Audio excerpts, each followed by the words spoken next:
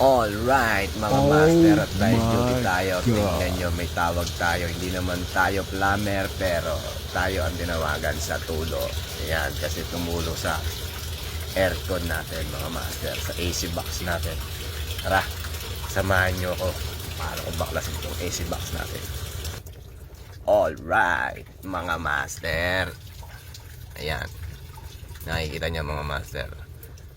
Tatanggalin na natin yung cover dyan. Hindi na nga pala ako nagtanggal ng sapatos mga master kasi basa na yung kama. At pinalipat na rin yung mga pasahero dito. Tignan nyo kung gaano kalakas master yung tulo.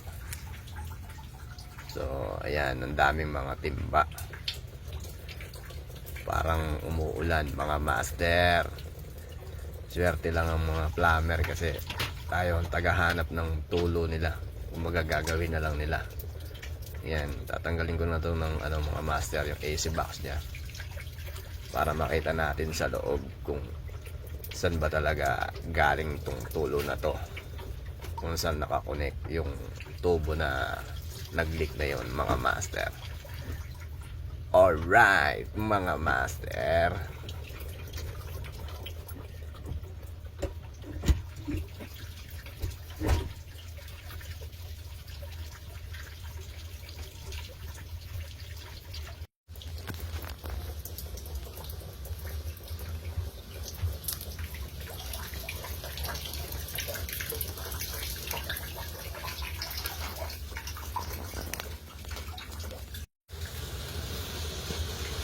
grabe mga master, parang drinking fountain.